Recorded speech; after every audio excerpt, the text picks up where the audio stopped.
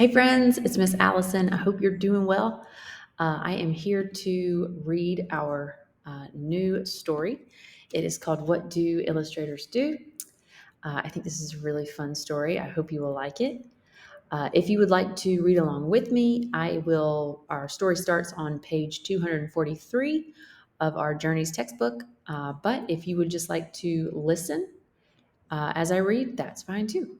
All right, so I'm going to show you my screen and my face will go away, but I will still be here. All right, let's get started. What do illustrators do? Written and illustrated by Aileen Chryslow. Now, if you have had writing class with me before, we have talked about what this is called when characters talk in a story, or when they think, or when they yell, or shout, or ask a question. Do you remember what that word is called when authors use what characters are saying, or asking, or shouting in a story? Do you remember? That is called dialogue. So this story has a lot of dialogue. So it has a lot of characters talking. Okay, so first I'll read the text on each page, then I'll read the dialogue. Okay, all right. What do illustrators do? They tell stories with pictures. This picture shows where two illustrators live and work. Suppose those two illustrators each decided to illustrate Jack and the Beanstalk.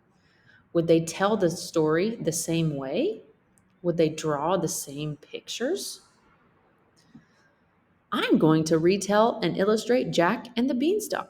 Go lie down, Scooter. I'll take you for a walk later. I've been asked to illustrate Jack and the Beanstalk. Go away, Leonard. First, illustrators decide what scenes in the story they want to illustrate. Scenes is a word for like events or actions in a story.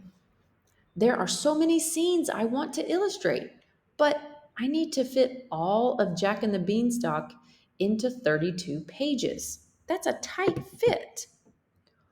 Are all books 32 pages? Most picture books are. That's interesting. I did not know that. A plan shows which pictures go on which pages. After illustrators make a plan for their book, they need to make a dummy. A dummy is a model of the book. First, they decide what shape and size the book will be. So a dummy is kind of like a rough draft. So it helps the illustrator or author think about how the final draft or the actual book will look.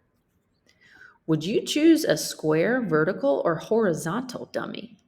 Dummy? I'm not a dummy.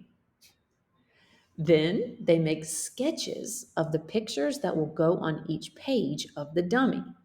The first sketch, the first sketches are often rough scribbles on tracing paper. As they are sketching, illustrators need to decide how things will look. The characters, their clothes, the setting. Illustrators can use their imaginations, or they may have to do some research. I'll make Jack look like me in fourth grade. What is the shape of a beanstalk leaf? I imagine Jack lives in a small country cottage surrounded by palm trees. Hmm. Some illustrators are also authors. They can change their story as they work on the sketches. Why does this story have to be about Jack? It could be about Jacqueline. She could live in this building. The beanstalk could grow on our roof. Hey, Mom, Jacqueline can look like me. That will make her book different from his. Each illustration has a different problem. For instance, From what point of view do you draw the magic bean being planted? Should I draw this picture from a bird's eye view? Close up, far away, a mouse's eye view? The close up bird's eye view shows the bean best. The mouse can't see the bean at all. How do you draw a beanstalk so it looks like it's growing? Leonard, stop scratching. Leonard, you'll give the drawing scale. What is scale? That night, Jack's cat watched as the beanstalk grew. Hey, that's me! The beanstalk is smaller than me, then taller and taller. You are like a measuring stick or a scale.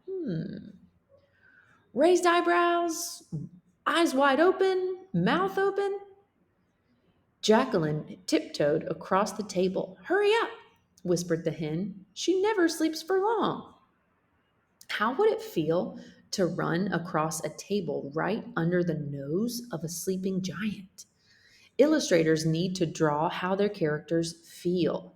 Sometimes they make faces in a mirror to see how an expression would look. Other times, illustrators need someone else to model for them.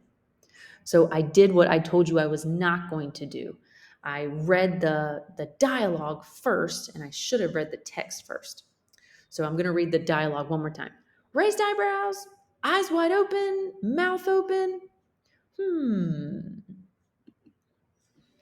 Each illustrator has a different style of drawing, just as every person has a different style of handwriting. It says different styles for drawing Jack and Jacqueline. We're trying a new style. When illustrators have finished their dummies, they show them to the editor and the designer at the publishing company. The editor decides whether the pictures tell the story. The designer makes suggestions about the design of the book.